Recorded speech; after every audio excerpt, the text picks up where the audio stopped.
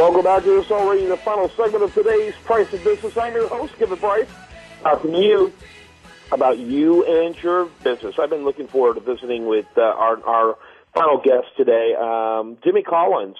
He is the former president and COO of Chik-Fil-A, which is a phenomenal company I'm a huge fan of, a company that puts its values where its rhetoric is and vice versa, which is so hard to find. And to stand for anything in our culture is so dangerous. And Chick-fil-A has never shied away from that responsibility because they really believe their responsibility is eternal and not merely temporal. And I love that about Chick-fil-A. Jimmy, welcome to the program. How long were you with the folks there at Chick-fil-A? I worked for Truett Cathy for 32 years, Kevin. Well, that's fantastic. When did you leave? I retired in 2001, so I've actually been retired 13 years now.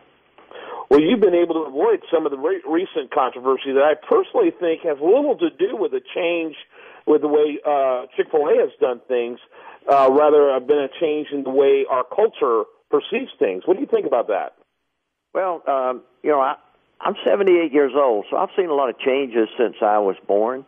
I told a group recently when I was talking with them about my book on creative followership that I've now seen at least 3 generations, and I don't see that people have changed that much, but the environment and the circumstances in which we live, they're quite different.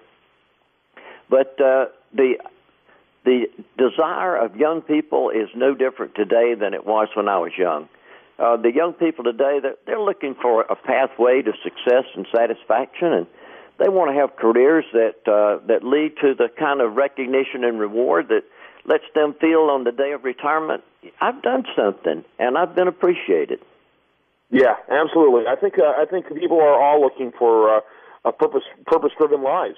Exactly. And I think, we live in a culture, I don't think that necessarily lends to that. I think we live in a culture that promotes the idea of self-esteem without the behavior that really fosters self-esteem.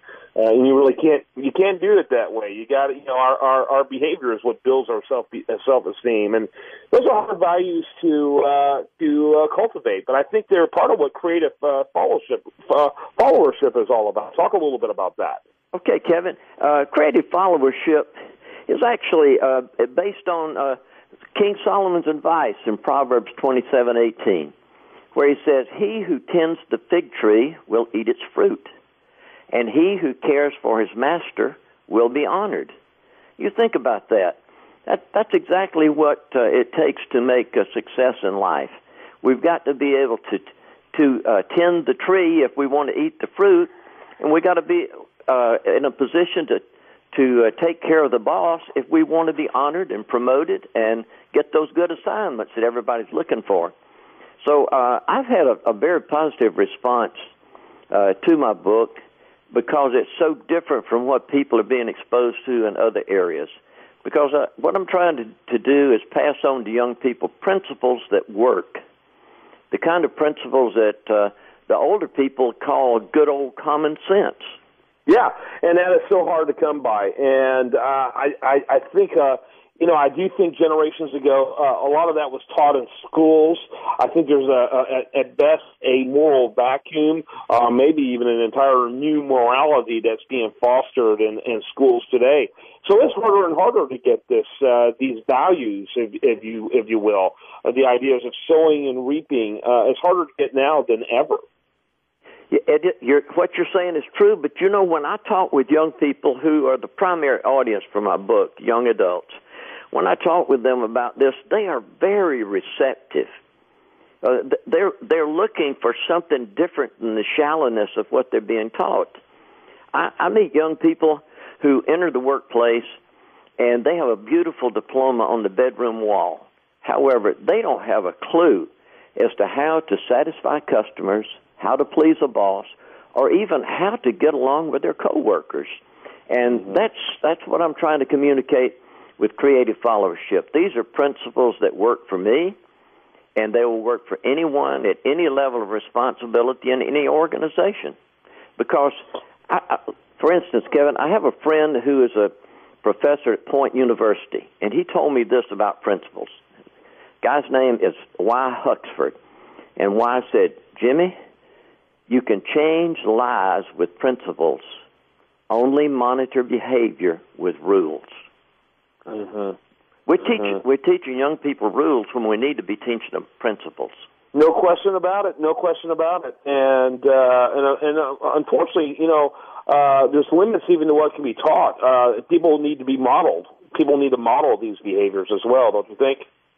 Exactly. And that one of the things that gives me a good reception when I speak or when I have people read my book is I use personal illustrations. I tell stories of what worked for me and how these circumstances came about. And it makes it easier then for the young people to see how they can make this fit into their life, too. It's not all that hard. It's just understanding what it is. Yeah, no question about it. I think that's true. I think it's true. When did the book come out, Jimmy? It's been out about a year now.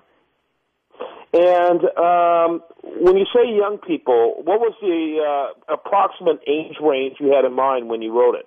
Well, I had in mind young adults. I'm talking about college age and on into the early 30s.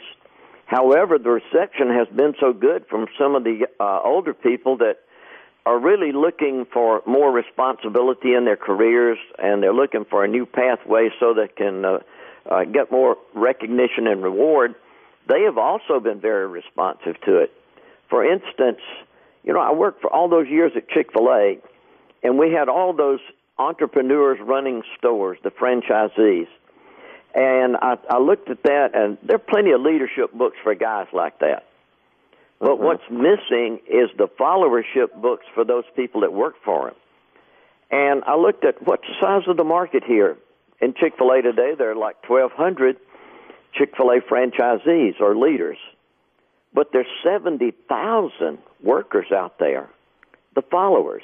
And I've written for the mass audience. I've written for the followers.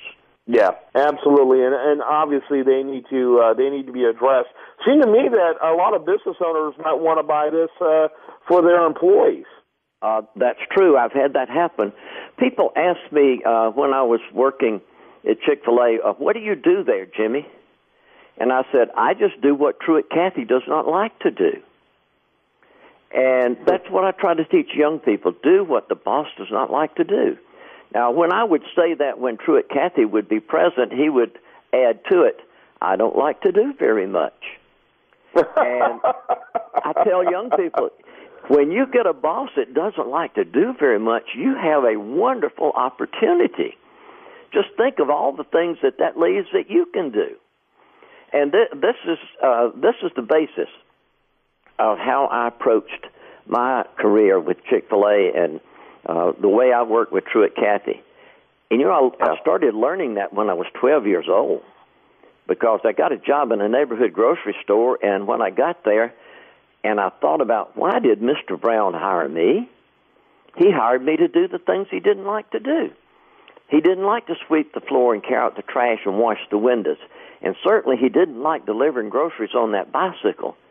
And I thought, if I just do the things he doesn't like to do, he'll pay me and he'll keep me and I'll have a good job here.